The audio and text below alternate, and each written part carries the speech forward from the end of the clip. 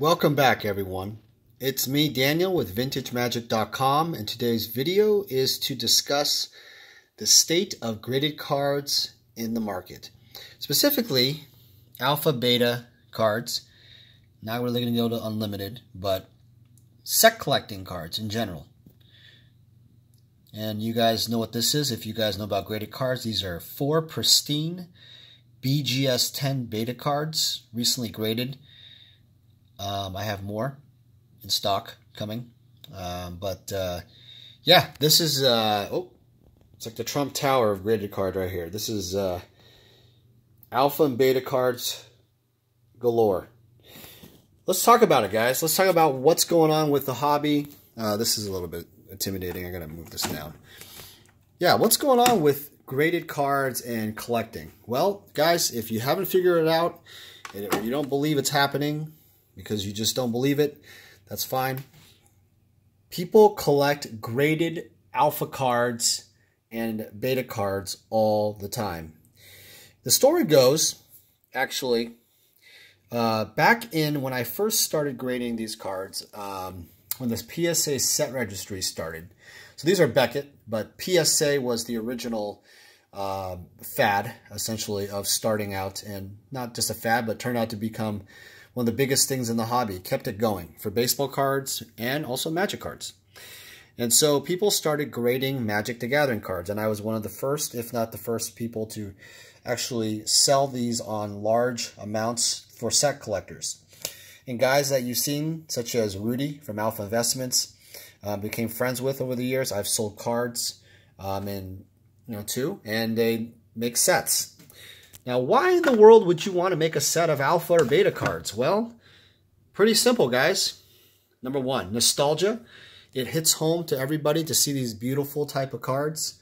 These, even though they're commons and uncommons, these different type of cards, because it really gives people that warm and fuzzy feeling that they got back in the day. And these cards, if you notice, the subgrades, some of these are incredible. For example, all 9 5s and a 10, or 2 9 5s and 2 10s, almost 0.5 from pristine. Some of these are basic subgrades, but there's a lot of quality pack fresh cards. You're probably asking, where do we get these cards? Where do I print these cards? How in the world am I getting these cards? Well, guys, I don't have a printing press. I don't have a warehouse full of cards. That's a hilarious. I was interviewed recently, and I was asked that question. No. The answer is no. Unfortunately, I do not have a printing press of cards. But I do have a lot of cards. I've invested in this game for a long time. And I will tell you that what you see out there, I'm talking on our website at VintageMagic.com, is not even a fraction of what we have invested. So I will say that the cards, though, when I say that they're rare, they are rare. They're not easy to find. This case got scratched up. Another Beckett issue, I guess. They're very rare to find. Commons, uncommons, not as rare, but high quality grades with quality subgrades are always very difficult. This one, that's not just case damage. Look at that. 0.5 from pristine. Jeez Louise. So, yeah, it's kind of like one of those things. You think about all of those cards being played out there in the industry, and what's left is beautiful. Another 0.5 from pristine. This is amazing. You see all these cards out there that are left that are high quality. You wonder, why weren't these played, or what happened? Now, a lot of people either opened the decks back in the day, stored them really well. And back in the day, there was these binders, right? There were these binders of cards where people put binders and took care of their cards. So there is this type of collector mentality in the early days of Magic and baseball card collecting, where they really took high quality condition care of their cards. And so it's not surprising that the grades of some of these cards are absolutely stunning. Absolutely stunning. So it's just the way it goes. So don't be surprised. Don't be surprised that, oh, hey, there's quality cards out there. Yeah, that's just the way it goes, guys. And so there's a world out there that collects graded cards and high-end investment pieces for their collection. Now, if you are starting to collect into these cards, I will give you some word of advice. It will take a lot of effort in terms of patience. It will take some significant capital. But in addition, it's impossible to get all the card grades that you want. So in terms of like high-profile cards like Dual Lands, Power 9, etc., you will have to pay an exorbitant premium for some of the top-end cards. There's nothing you can do about it. Nothing you can do. This is a great script line. Look at that. Beautiful. So don't be, surprised when I tell you this. The prices are to the price of almost, used cars, essentially, or new cars. Some cars are 5 figures. Some cars are multi-5 figures, big to 20, 30,000 range. Most are in 10,000 plus range in terms of the 9.5 high quality alpha cards. Pristine cards, beta cards can go for, close to 10 to 15, maybe even 20,000, depending on the quality of the card. And in fact, most of these would never even show up on auction or anything. If they were on auction, I would guess they would go for incredible amounts of money. And by the way, I'm just going through some of these cards so you guys can kind of see if you are interested in purchasing any of these cards. You can just email me at daniel@vintagemagic.com. We can discuss pricing and see what you're looking for. And this is not even the extent of what we have. This is just, I think, about 100 9.5s or so. And they're just random cards that will be selling to private collectors. And you're probably also wondering what's going on. Why is it on eBay? I don't put these on eBay. Why don't I just put them on our website? Why don't I just, scan them all in and just, put them for market like Walmart?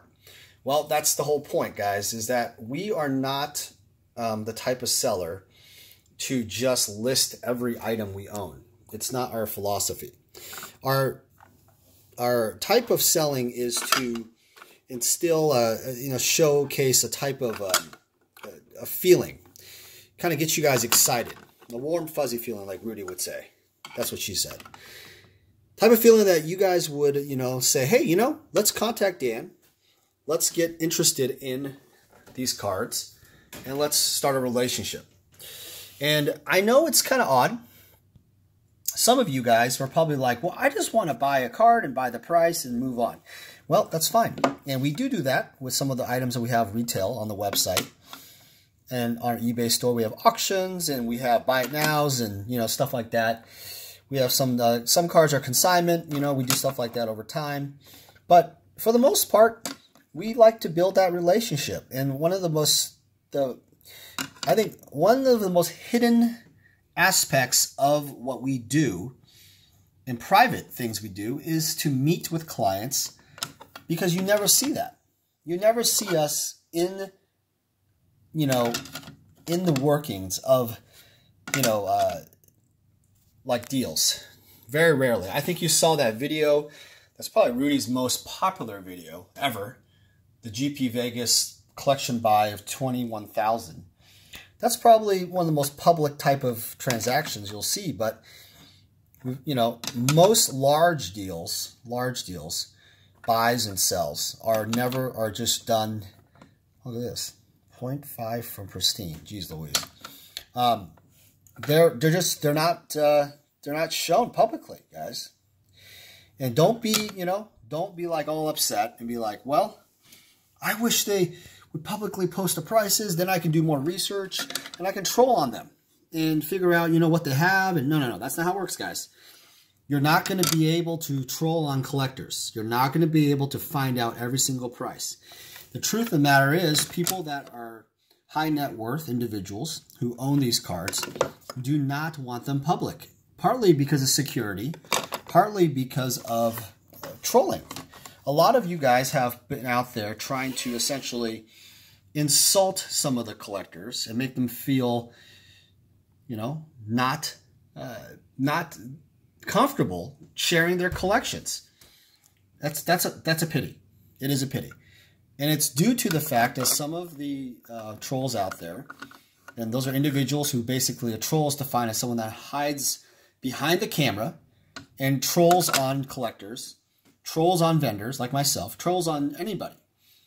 And it's ironic because you meet these trolls in person and they're so nice to you. Yet they essentially are like some of the meanest things you would say about your family, your friends, the way you look, just horrible stuff. Like, the professor, for example, had, there's a video about, James Chilcott. He's a nice guy who's on MTG Goldfish. He does contact stuff for them, or MTG Price, one of those. And I think the professor had a video with him, Mr. Chilcott, and you guys trolled about his hair because I think he spikes his hair up a little bit, and there's a bunch of guys who, insulted his hair, and the professor spoke out publicly and said, hey, look, if you're insulting him, you're also insulting me. And that's kind of too bad, guys. You guys, the people out there who are rude to community members like Mr. Chilcott, really have set a precedent for this negativity. But you wonder why set collectors and collectors of high profile never show up and show what their cards are buying, or what cards they're buying, or what they're investing. You wonder why only people like me and Rudy, we sell the cards, but we're not shy, guys. If you guys are going to make fun of us, we have tough skin.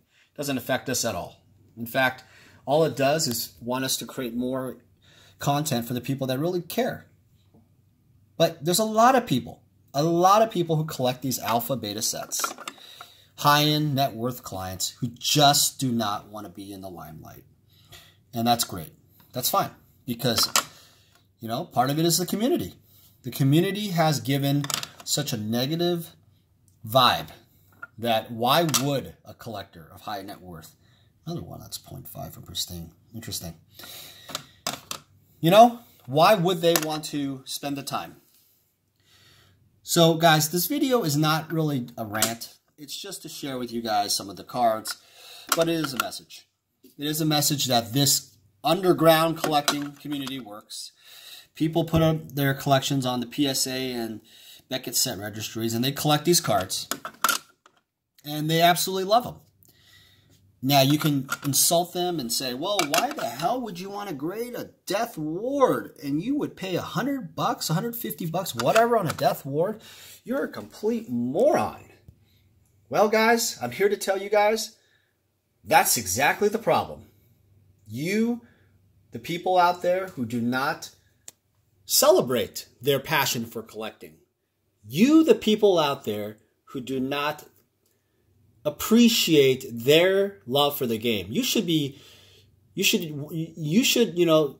honestly, if you had the opportunity to meet some of these guys, they honestly love the game. They love to collect. It's not just about the money. It's about the coolness of the community. Some of these guys are guys you meet at Grand Prix and stuff, yet you guys say such negative things about the vicious set collector, the people buying alpha and beta cards and investing in the community. Well, guys, the Greed Monster is here to tell you they're always around. They're in the woods. They're in the woods. They're hiding out there. The question is, are you willing? Are you willing to be the hero? Goodbye, guys. Goodbye.